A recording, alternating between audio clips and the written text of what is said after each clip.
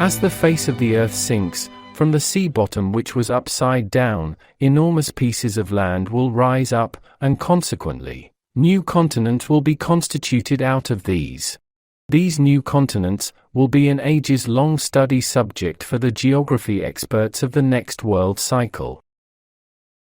We have said that mankind of the new world cycle will be constituted from the remaining mankind on the higher parts and hills of the continents during the submerging of the world of today. At the new continents which rose up from the sea bottom during that time, there will be no mankind yet.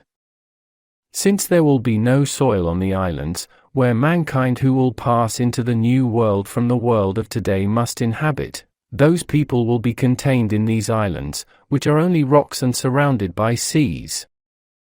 Consequently, after all of these events which happen and finish in a few days, the calm will return, and the general equilibrium, which has been disrupting for years in the world, after going through this final crisis of a few days, will be restored as according to the new world conditions. Everything will be done and over with, and the sun will rise from the horizons of the new world, with the same brightness and begin to go on rejuvenating it.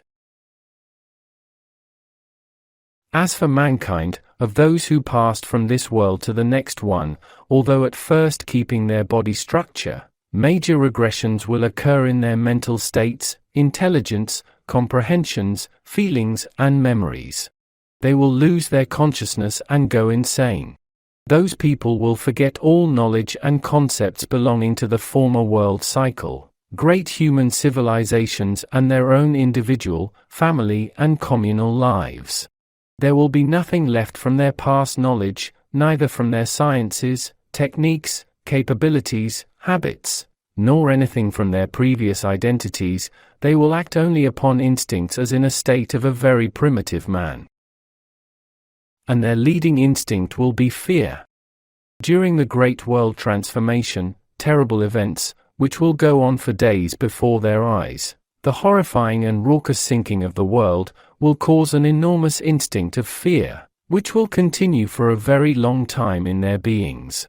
However, because they have lost all their knowledge about the past, and are in a complete unconsciousness and incomprehension at that time, they will never know either the reason or quality of this fear, but will only live continuously under its pressure.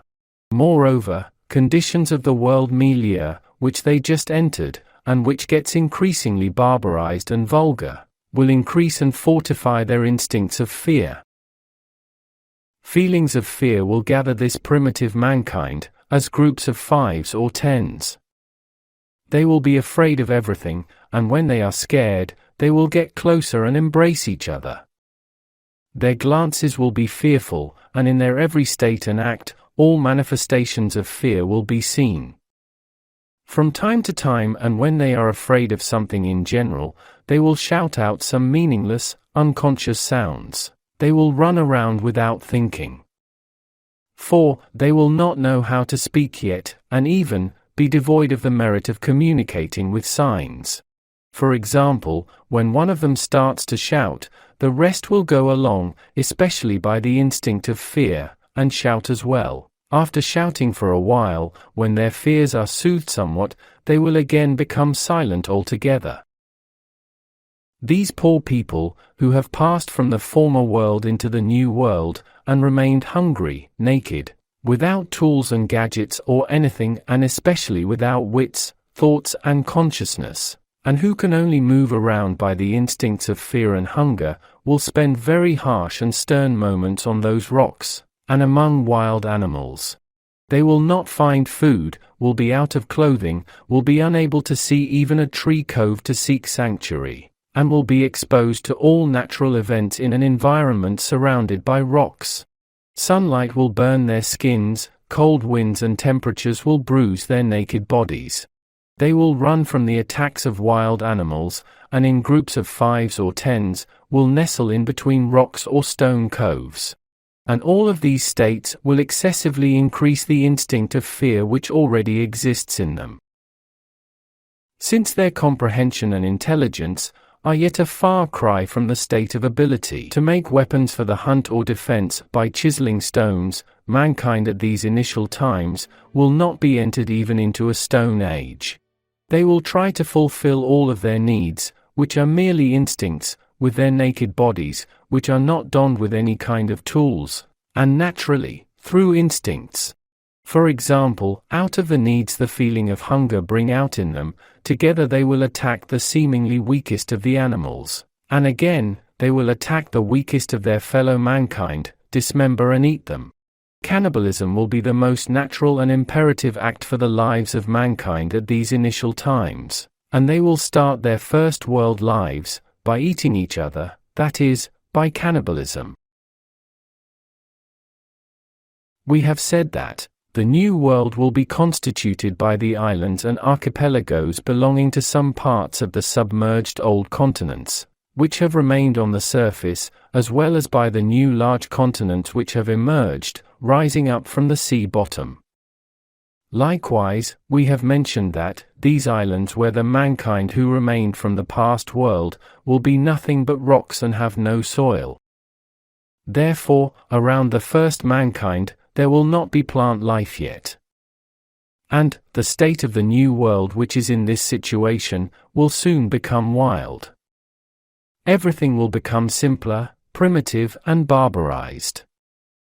Mountains and hills with rounded peaks, which existed in the old world, will not be seen in the new world. Instead of those, mountains and mountain ranges with pointed peaks, which are like saw teeth, will be formed, steep valleys will be seen. Everything will become sharpened, poignant and stern. We previously mentioned that it is imperative for the beings to adapt the environment they live in. Because the beings to come into the world will build their bodies out of the matter of the environment they are in, it is natural that those of mankind who have passed into the new world will become coarser as their generations breed and adapt to their coarse environment. Resulting from their adaptation to this coarse environment, their bodies will quickly get coarser. This state of coarsening, which will be seen in the bodies of mankind and the animals, which passed from the old world into the new world, will increase by the generations, depending on their needs belonging to their primitive surroundings, and will continue for a long time.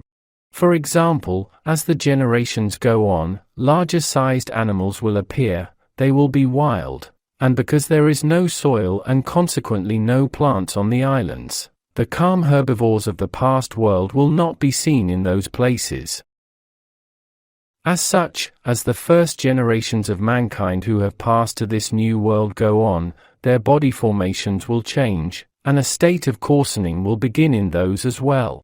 Body structures and shapes of this first generation of mankind, who have to fight, grapple and clash with the harsh and stern nature, wild animals and with each other, will be radically altered in accordance with the new needs raised out of their life struggles. That is, as the generations go on, bodily formations which are suitable to this coarse environment will emerge with all of their characteristics. In contrast with the past world, tall and slim human figures will be no more. On the contrary, the bodies of humans will be low and spreading, their bulk will get large, their muscles will be toned, their chests will widen, their arms will extend, their feet's capability of function will increase, their toes will lengthen because these will work as fingers, their arms and legs will strengthen and the skulls will take shapes accordingly. Since the load of the brain of that day will be obliged to serve more sensual instincts than the intellectual life, it will be free of the mental activities of a civilized man, and there will be no need for a perfect brain, and the formation of a skull which serves the protection of this brain. Consequently, the brows will get smaller and retreat backwards with the reducing of the skulls. On the other hand, because of the imperative of eating flesh, only the jaws will develop, teeth will be sharpened and pinpointed and strengthened, mouths will get large, coarse and protruding. For protection against the violent weather elements, hairs on the skin will increase and thicken. This state of coarsening, which will start with the new generations to come after this transition, will continue for 300 years.